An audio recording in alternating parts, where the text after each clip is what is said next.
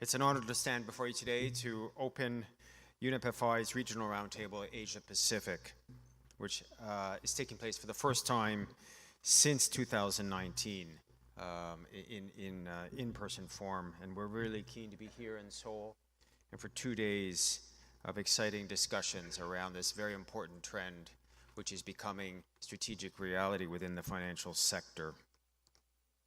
The Asia-Pacific region is at the forefront of economic growth and development. And of course, with growth comes great responsibility.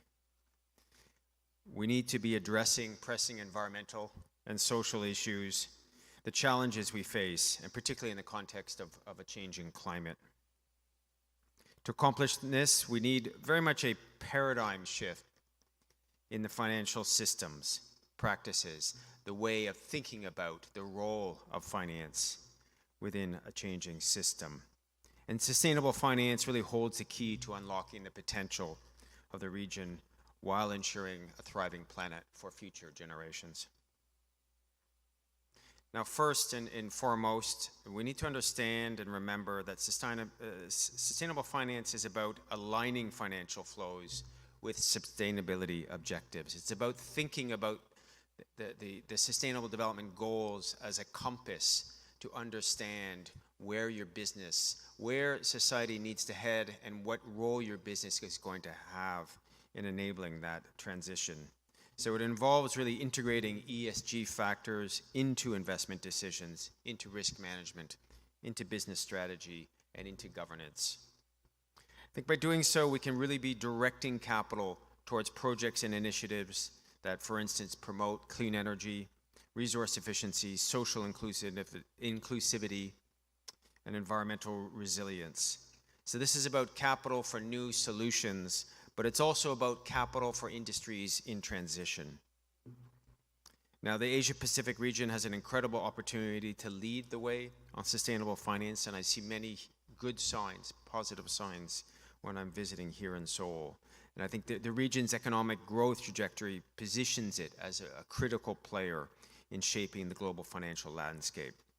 And by embracing the notion of sustainable finance, setting ambitious precedents through our actions and leading the way, we can create a sort of a ripple effect, inspiring others to be following. Now at UNEP-FI, we are mandated to deliver on the UN Environment Program agenda, to facilitate actions that support the Paris Climate Agreement and the UN Sustainable Development Goals. Through global frameworks, we actually established more than 15 years ago the Principles for Responsible Investment, which is a framework for the investment community, and then more recently, the Principles for Sustainable Insurance and the Principles for Responsible Banking. We also have under those a series of leadership groupings, including the alliances on net zero finance for banking, the Net Zero Banking Alliance, for asset owners, and for insurers. Today we have globally we have 500 global institutions, mostly larger banks and insurance companies.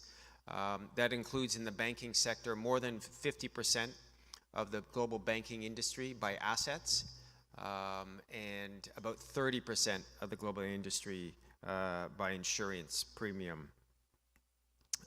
7 of the top 10 banks in the Asia-Pacific region are signatories to the Principles of Responsible Banking.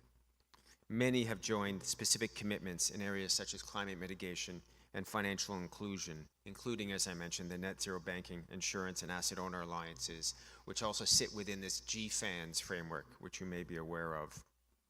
So we look forward to supporting these leadership initiatives to help deliver on their targets and objectives and to help create this ripple effect out through the economy.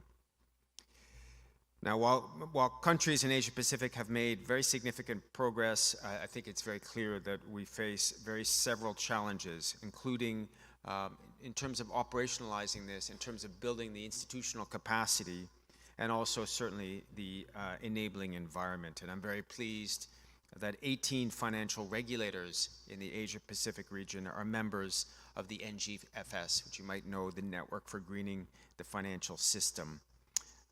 Several countries in the region, including Japan, China, India, and Korea have already made net zero climate emission commitments, and more will follow. So this relationship between public policymakers setting targets and in the private sector, creating this reinforcing signaling about the need to move forward.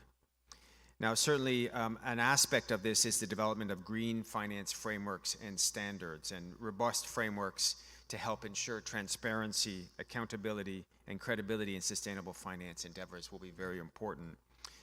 As we work to adopt common definitions and reporting standards, we work to promote consistency and comparability, allowing investors and stakeholders to be making truly informed decisions. Now, while the journey towards advancing sustainable finance in the Asia-Pacific and achieving our net zero goals, it may seem rather daunting, because this is no longer about doing something at the edges and then continuing business as usual. This is about changing business as usual, changing the entire system, working to change the economy. It's not simple. It will not be solved in a day, but if we get ourselves aligned, if we get the financial community aligned with industry, aligned with government and policymakers, we have the ingredients to be successful. And by transitioning to a sustainable financial system, we can create new jobs, stimulate economic growth, enhance resilience to climate risks, and contribute to a healthier planet. So in conclusion, let's recognize the urgency of the moment. Let's seize the opportunity to advance sustainable finance across the Asia-Pacific region. And by aligning our financial systems with our climate and sustainability goals, we can achieve our net zero aspirations and secure a prosperous and resilient future. So let's together build a sustainable and inclusive financial ecosystem that leaves a lasting legacy for generations to come. I'd very much like to thank our platinum sponsors, Shinhan Financial Group and Hana Financial Group, for their incredible support, our bronze sponsor, BNZ Partners, and our event partners, Charter Banker and EcoBusiness, for supporting preparations of the event. I wish you all an excellent and fruitful 2 days of discussions. Thank you very much.